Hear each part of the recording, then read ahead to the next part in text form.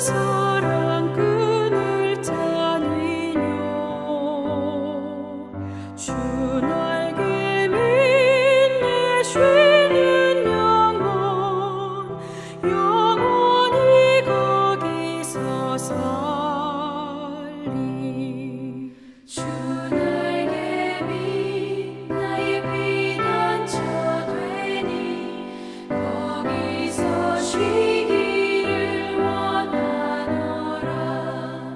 세상이 나를 위로치 못하나 거기서 평화를 누리리라.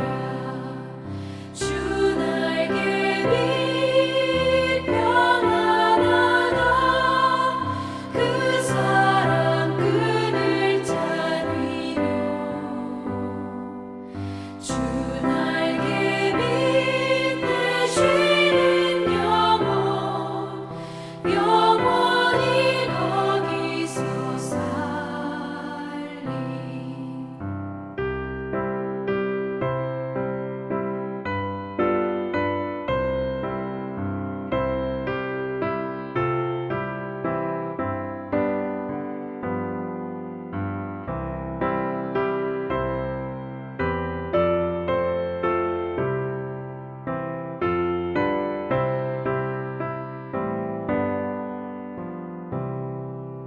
주 날개 밑 참된 기쁨이 있네. 고달픈 세상 길 가는 동안 나 거기 숨어 돌보심을 받고 영원한 안식을 얻으리라. 주 날개 밑 평안하다. 그 사랑 끈을 짜니뇨. 주 날개 밑내 쉬는 영원히 거기서 살리.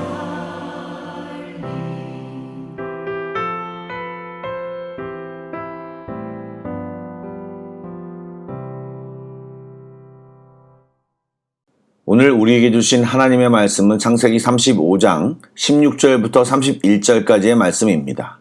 구약성경 53쪽입니다.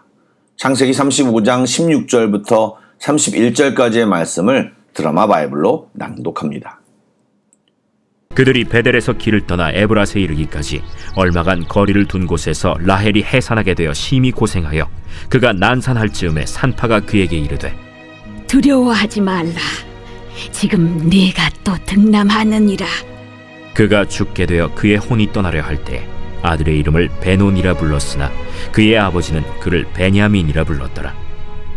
라헬이 죽음에 에브랏 곧 베들레헴 길에 장사되었고 야곱이 라헬의 묘에 비를 세웠더니 지금까지 라헬의 묘비라 일컫더라. 이스라엘이 다시 길을 떠나 에델망대를 지나 장막을 쳤더라. 이스라엘이 그 땅에 거주할 때 르우벤이 가서 그 아버지의 첩 빌하와 동침함에 이스라엘이 이를 들었더라. 야곱의 아들은 12이라. 레아의 아들들은 야곱의 장자 르우벤과 그 다음 시므온과 레위와 유다와 이사갈과 스불론이요. 라헬의 아들들은 요셉과 베냐민이며 라헬의 여종 빌하의 아들들은 단과 납달리요. 레아의 여종 실바의 아들들은 갓과 아셀이니 이들은 야곱의 아들들이요. 바단 아람에서 그에게 낳은 자더라.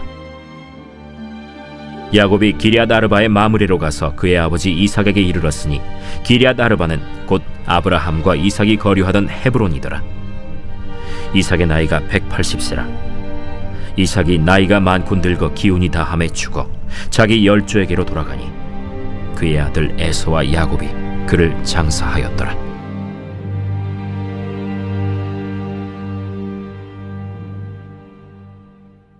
샬롬, 오늘도 주님의 말씀이 우리를 일어서게 하며 기도할 때 주님의 마음을 알고 우리의 마음을 주께 전하는 귀한 새벽 예배가 되기를 소망합니다. 아멘.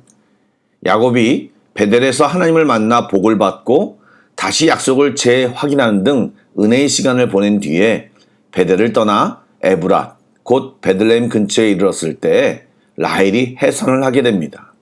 라헬은 그곳에서 바라던 아들을 다시 한번 낳았지만 안타깝게도 난산으로 인해 죽음을 맞이하게 됩니다. 이렇게 갑작스러운 때이른 라헬의 죽음이 야곱은 물론 우리에게도 당혹스럽게 느껴지는데 이 죽음을 묘하게 해석하는 성경학자들도 있습니다. 31장에서 라반이 몰래 하란 땅을 떠난 야곱을 뒤쫓아왔을 때 라반에게는 야곱을 뒤쫓는 명분이 하나 더 있었습니다. 그의 드라빔이 없어졌고 그것을 되찾기 위함이었습니다. 드라빔은 당시 부적과 같은 작은 우상 신상인데 라반에게 소중한 것이었고 실제로 라헬이 떠나올 때 아버지 것을 도둑질해서 가져왔습니다. 라반이 드라빔을 찾자 라헬은 말 한 장 밑에 숨기고 천연덕스럽게 그 위에 앉아 생리 때문에 움직이지 못하겠다고 변명했습니다. 이때 그런 사실을 알지 못한 야곱은 답답하고 억울한 마음에 라반의 행동에 강하게 항변하며 누가 외삼촌 신을 훔쳐갔겠습니까? 억지 부리지 마십시오. 만약 누구에게든지 찾으면 그는 살지 못할 것입니다. 라고 말했습니다. 일부 학자들은 이 야곱의 말이 이제 이루어진 것이다 라고 해석합니다. 전혀 일리 없는 말은 아니지만 다른 증거들이 없기에 확실한 것을 말하기는 어렵습니다. 그러나 분명한 것은 사랑하는 라헬의 죽음은 야곱을 굉장히 힘들게 했을 것입니다. 또한 그녀의 죽음이 장거리 이동 중에 일어난 것이기에 야곱은 그녀의 시신을 베들레헴 길에 장사하며 묘비를 세웠습니다. 한 가지 특이한 것은 라헬이 죽어가며 태어난 아들을 슬픔의 아들이라는 뜻의 베논이라고 불렀지만 그것으로 이름하지 않고 야곱은 오른편의 아들이라는 뜻의 베냐민으로 이름을 바꾸어 지었습니다. 이것은 야곱이 아들을 얻은 것에 대해 하나님께 슬픔이 아닌 감사의 마음을 가졌음을 알 수 있습니다. 여러분, 우리의 삶에는 이처럼 불행과 기쁨, 상실과 감사가 항상 공존합니다. 우리는 신앙을 통해 이 양쪽의 상황의 균형을 잡고 하나님께 삶의 여정을 맡기는 것이 지혜로운 자세입니다. 그럴 때 우리의 삶 속에는 평안이 넘칠 것입니다. 이어지는 이야기 역시 좋지 않은 이야기입니다. 바로 맏아들 르우벤이 아버지의 첩 비라와 동침한 사건입니다. 이 사건이 어떤 상황 속에서 일어났는지 정확히 알 수는 없지만 고대의 관습을 고려하면 아들이 아버지의 아내와 첩을 취하는 것은 그가 적법한 후계자임을 보증하는 일이기도 했습니다. 이를 근거로 판단한다면 야곱이 살아있음에도 르우벤이 아버지의 첩과 동침한 일은 후계 구도를 확고히 하기 위해서 아버지를 죽은 사람 취급한 무도한 짓이었습니다.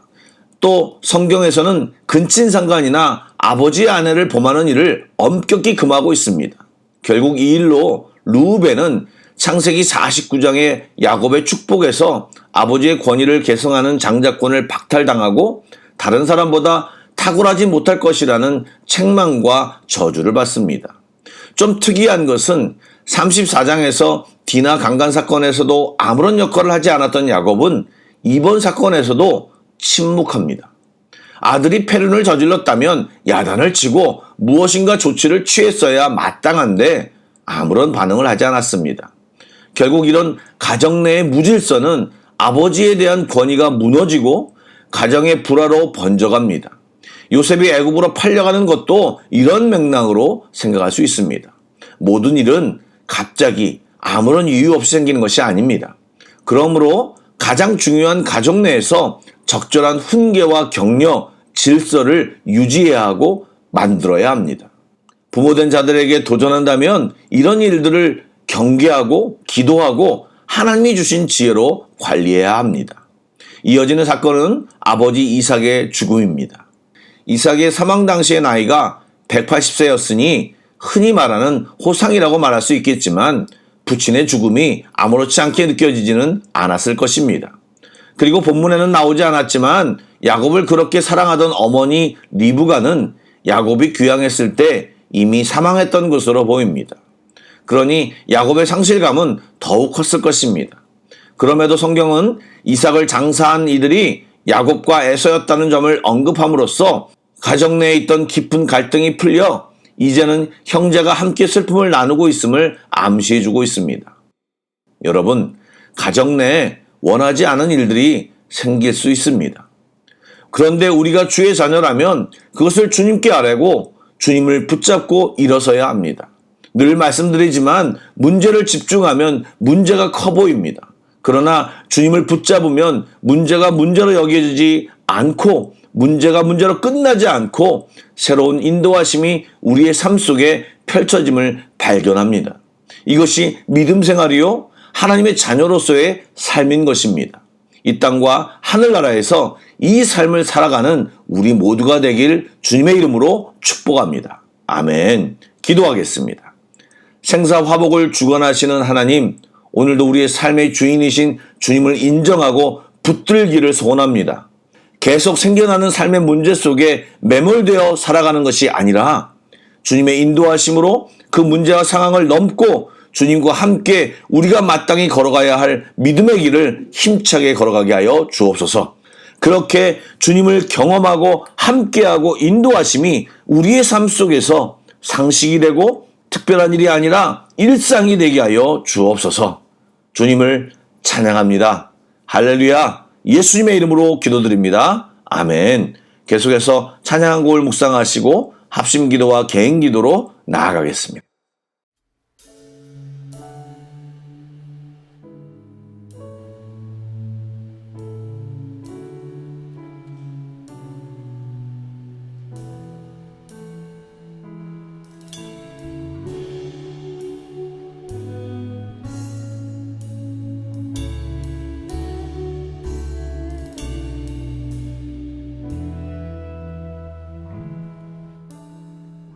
끝없을 것 같은 무거운 내 삶에 주님의 뜻이 어디 있을까?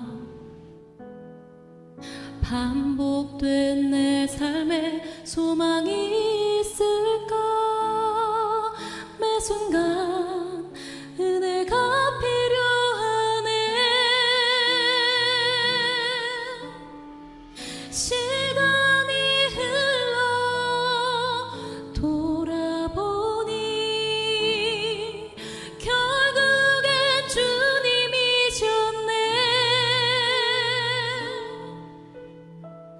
주님을 빼고선 설명이 안 되네.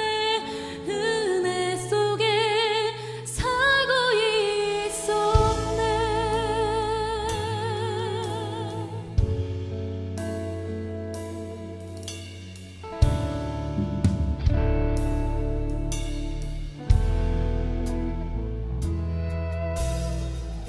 어제도 오늘도 죄 많은 내 삶에 주님의 뜻이 어디 있을까?